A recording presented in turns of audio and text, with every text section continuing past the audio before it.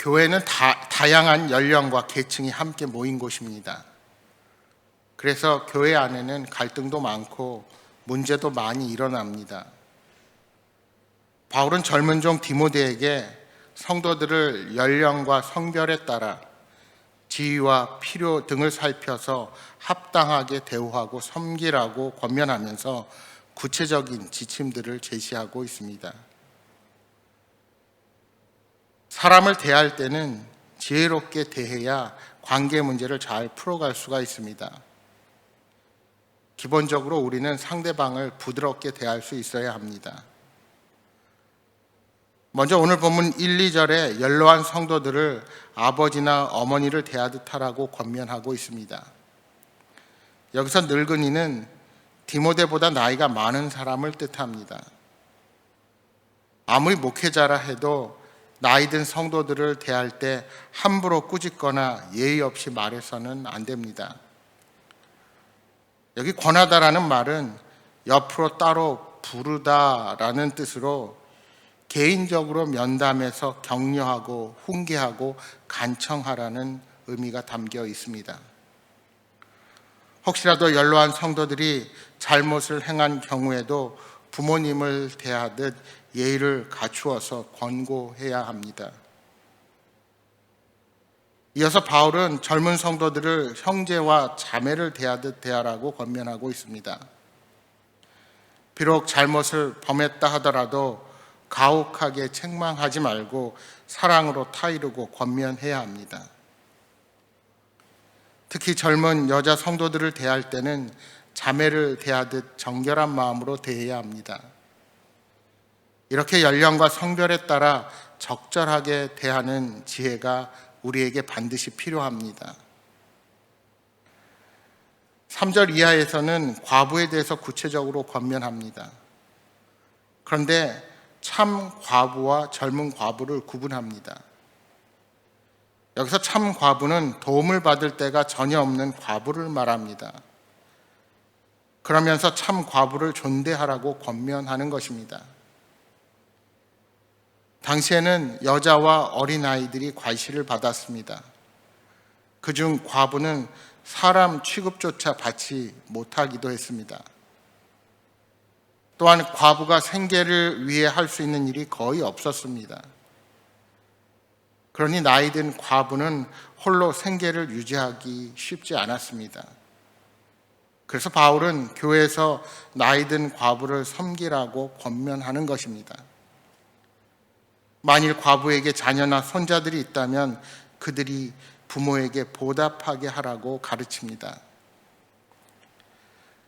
야고보서 1장 27절에 이렇게 말씀합니다. 하나님 아버지 앞에서 정결하고 더러움이 없는 경건은 곧 고아와 과부를 그 환난 중에 돌보고 또 자기를 지켜 새 속에 물들지 아니하는 그것이니라. 야고보는 과부를 돌아보는 것을 하나님 앞에서 경건한 행위로 여긴 것입니다. 그것은 하나님이 기쁘게 받으실 만한 것이라고 말씀합니다. 또한 과부들이 하나님께만 소망을 두고 살도록 가르쳐야 합니다. 교회가 도와줘야 할 참 과부는 소망을 하나님께 두고 간구와 기도로 교회를 섬기는 믿음의 사람들이어야 합니다. 여러분, 누가복음에 보시면 성전에서 아기 예수님을 만난 안나 선지자는 경건한 과부의 참 모델입니다. 그녀는 남편 사별 후 평생을 성전을 떠나지 아니하고 주야로 금식하며 기도함으로 섬긴 믿음의 여인이었습니다. 이러한 과부는 교회가 구제하고 돌보는 것이 마땅합니다. 따라서 신학자여 목회자인 워렌 위어스비 목사님은 경건한 과부는 교회의 영적인 발전소다라는 말을 했습니다. 왜냐하면 그들이 기도의 일꾼이요 신방의 주축이요 섬김의 주역이기 때문이다 말씀합니다. 따라서 교회는 그들을 돌보고 그들을 위해 기도하며 섬겨야 한다는 것입니다. 9절 이하에는 교회가 돌봐야 할 과부의 조건을 제시하고 있습니다. 한 남편의 아내였고 선한 행실의 증거가 있으며 60세가 넘은 과부여야 합니다. 초대교회는 어떤 과부를 구제의 대상으로 명부에 올릴 때 남은 생애에 온전히 주님만을 섬길 것을 맹세하도록 했습니다. 그런데 11절 이하의 말씀처럼 젊은 과부는 제외되었습니다. 바울은 그들이 차라리 시집 가는 것이 낫다고 권면합니다. 그 이유는 정욕의 포로가 되어 그리스도를 배반하고 믿음을 저버리기 쉽기 때문이다 말씀합니다. 그 당시 문화에서도 젊은 과부들은 마음에 드는 남자를 만나면 주님 앞에서의 맹세를 저버리고 시집을 가곤 했던 것 같습니다. 불신자와 결혼해 버리는 젊은 과부들이 많이 있었습니다. 바울은 이런 행위가 그리스도를 배반하는 행위요 처음 믿음을 저버리는 죄악이었기에 심판을 받게 될 것을 경계한 것입니다. 그러므로 바울은 젊은 과부는 시집을 가서 아이를 낳고 가정을 잘 다스리는 것이 바람직하다고 권면합니다. 바울은 고린도 성도들에게 혼인에 관해 비슷한 권면을 합니다. 그는 혼인하지 않는 자들과 과부들은 자신처럼 독신으로 지낼 수 있으면 그렇게 하는 것이 좋지만 절제할 수 없으면 혼인하라고 권면하는 것입니다. 마귀가 정욕을 무기로 젊은 과부를 유혹하여 그리스도를 배반하게 하면 정죄를 받기 때문이라 말씀합니다. 실제로 13절의 말씀처럼 에베소 교회의 젊은 과부 중 일부가 거짓 교사의 가르침에 미혹되어서 일은 하지 않고 집집으로 돌아다니며 쓸데없는 말과 마땅하지 않은 말을 하고 시험거리가 될 만한 일을 만드는 일들도 있었습니다. 그래서 바울은 이렇게 구체적으로 교훈하고 있는 것입니다.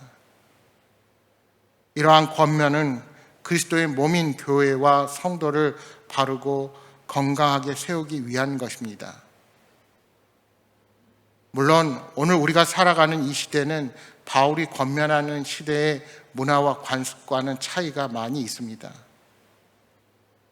그러함에도 불구하고 교회가 그리스도의 몸인 성도를 바르고 건강하게 세우는 것은 무엇보다 중요합니다. 교회는 건강한 섬김으로 든든하게 서 가기 때문입니다. 오늘 이 시대에도 이 모양 저 모양으로 가난하고 외롭게 살아가는 사람들이 많이 있습니다. 특히 고령화 사회에 들어들면서 홀로 힘들게 살아가는 노인들의 인구도 많이 늘어나고 있습니다. 교회가 어떻게 이런 분들에게 관심과 사랑을 베풀 수 있는지를 생각하고 노력해야 할 것입니다. 특히 가정에서부터 섬김의 훈련을 감당해야 합니다. 오늘 8절의 말씀을 다시 보십시오. 누구든지 자기 친족, 특히 자기 가족을 돌보지 아니하면 믿음을 배반한 자요 불신자보다 더 악한 자니라. 아무리 예수님을 믿고 신앙생활을 잘한다 해도 가족들을 돌보지 않거나 섬기지 못하면 오히려 믿지 않는 자보다도 더 못하다 할 수 있을 것입니다. 가정은 가장 기본적이고 가장 중요한 교육의 현장입니다.